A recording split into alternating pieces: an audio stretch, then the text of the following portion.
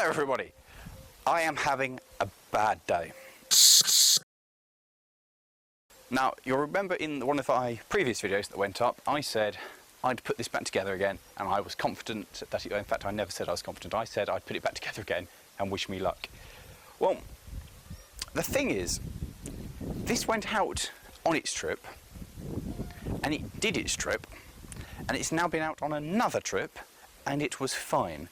However, we went to take it to a show this morning and voila, it's pissed its guts everywhere. And we don't really know why, and that's the really upsetting thing.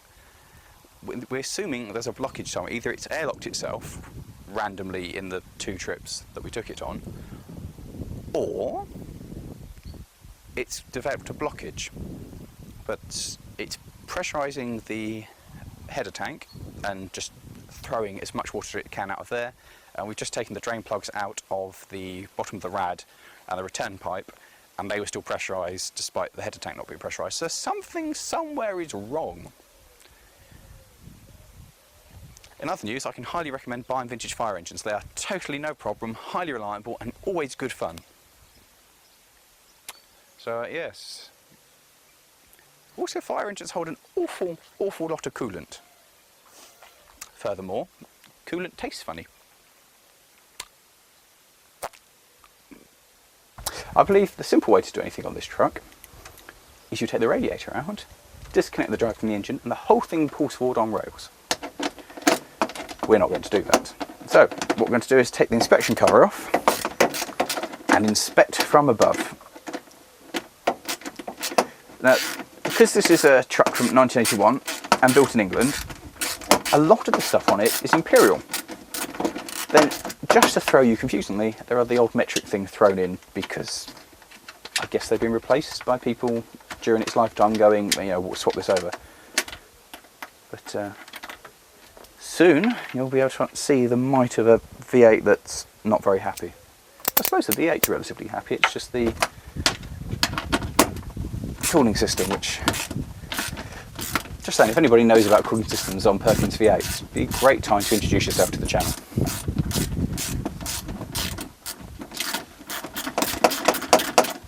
What's really annoying is this was meant to be out this weekend, next weekend and the weekend after, and at the moment it looks like, it's not going to do any of them. Whoops. And then finally,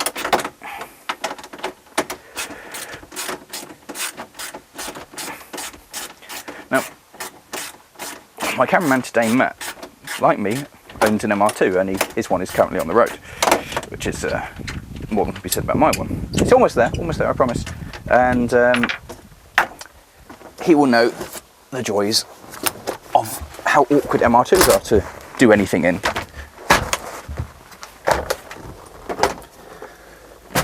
But it's there now. You do not know the stress or the pain or the whatever of trying to work on an engine like this.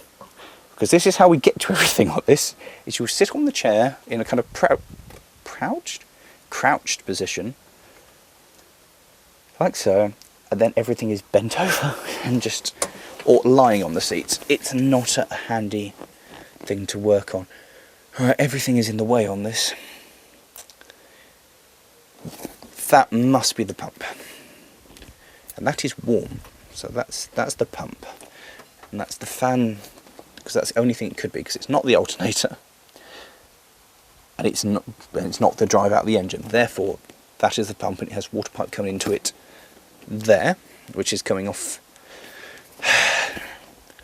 But that's coming off the radiator.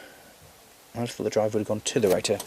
Right, and then the other side, there is a pipe that goes back down. I don't know where that goes. But below the thermostat. Where does that go? Well, it's going to be a fun game of. So, thermostat, water jacket, thermostat. Where's water go into this? That's what I could do with finding out. This should be. Header tank should have 2 pipes coming off the header tank. There's just 1 pipe coming off the header tank.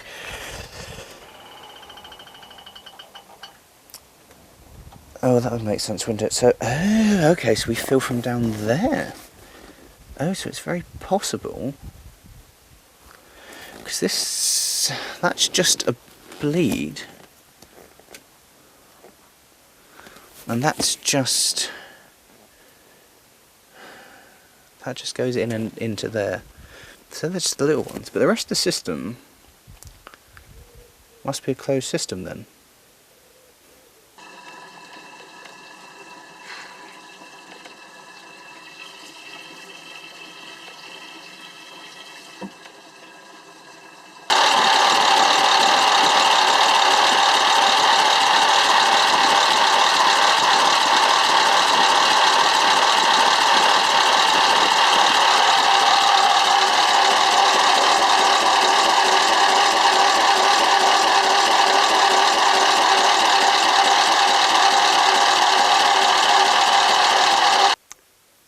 So, from the fact we're back inside the shed, you can probably tell that it's not gone well.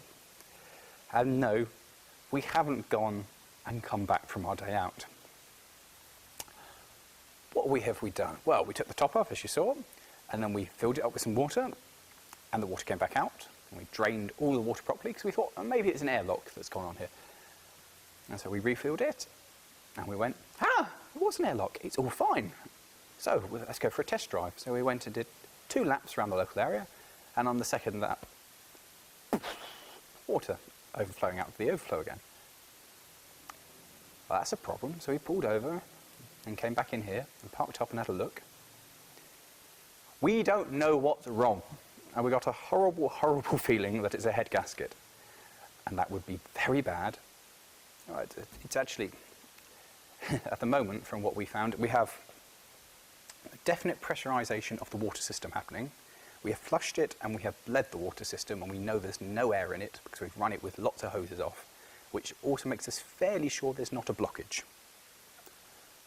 So, the fact it's pressurizing, either the compressor for the air brakes is, the head of that has cracked and it's somehow compressing air into the water system, possible, or head gasket failure, or a cylinder sleeve, piston sleeve, whatever, has died, or there's a crack in the block. So, head gasket is now best case scenario. I've never done a head gasket on something like this. The last thing I did was my 106. That was okay. This, however, is not. So, from being a nice little video of us going out on the fire engine for the day, has evolved into a non-video. So we thought, what can we do? The tyres may have seen better days and are a bit leaky. But this is why we bought a compressor, because it makes all these things a lot easier.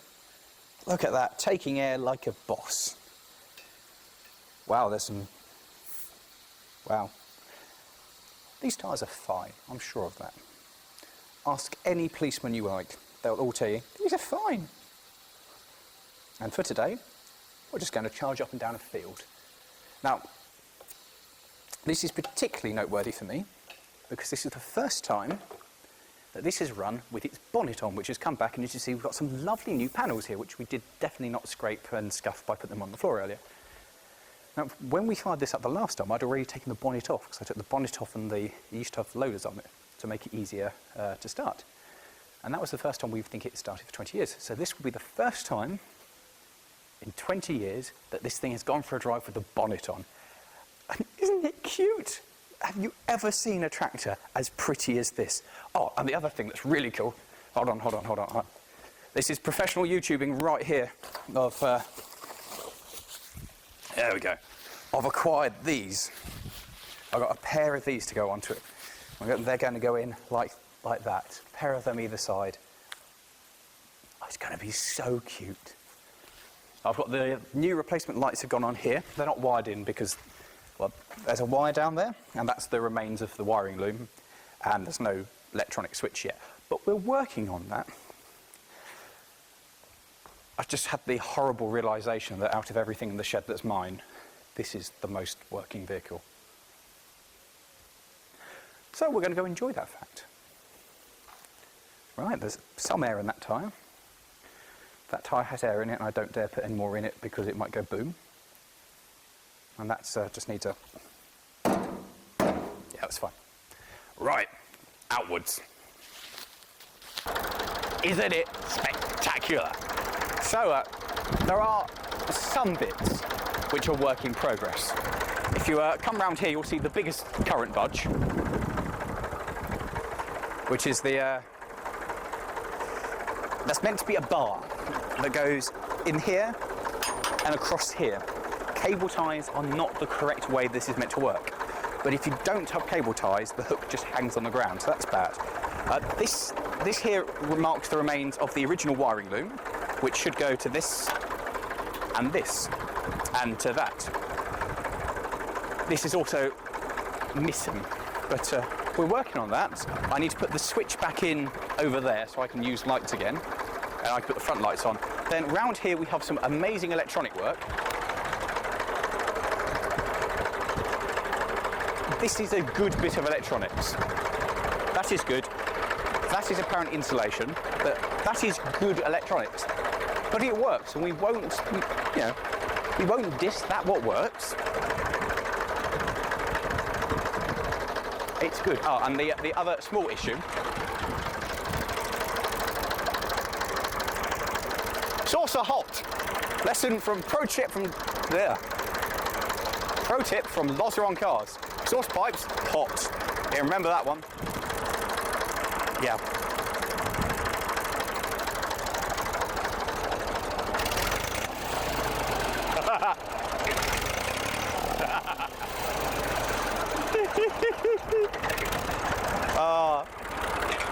Which is great. So what we're going to do now is we're going to go take it for a little drive. I'm going to have a little go. My friend Matt's going to have a little go, and Jeffrey might even have a go. Because why not? We're going to take it. What's really cool is this is the farm where this tractor spent its working life. So we're going to go take it up on some of the old fields, and it's going to relive its glory days. By which I mean charge around at full power, which is like 10 miles an hour on some fields. So without further ado, let's go! Whoop, gear. There's a gear.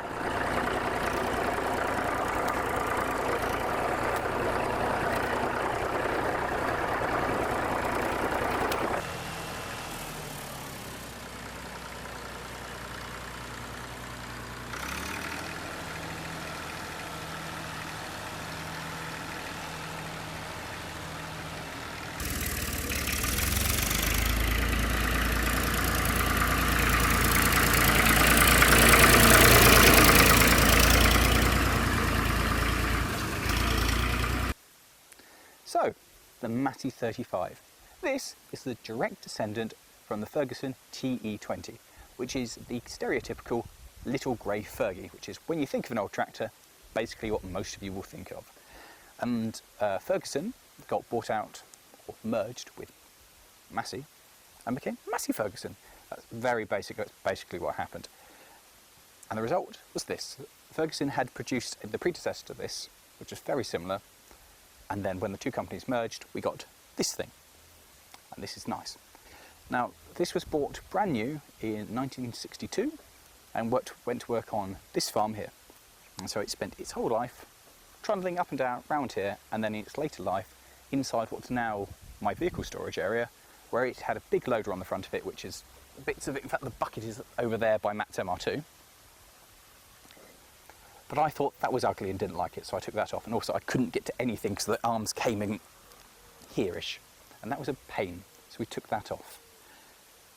So there, spent most of its life on this farm. In fact, it spent its entire working life on what was this farm. And then when the farm was sold and closed up, it was parked in the shed and forgotten about.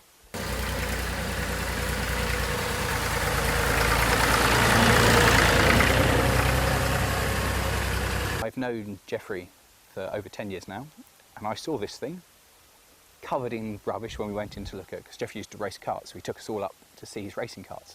I was like, oh, yeah, that's cool. What is that? And for about the last 10 years I've been, we should do something with that old tractor. if you ever want to sell that tractor, I'd be interested to, can I buy that tractor because we've cleared everything around it and I'd really like to have that tractor? And they said yes. And I'm very much in love with this tractor. I've had a very nice day trundling around doing a little bit of filming. Matt's done a bit of filming with it. Jeffrey's had the drone up and it's just been really good fun. I'll let Matt have a little drive. Matt loves it.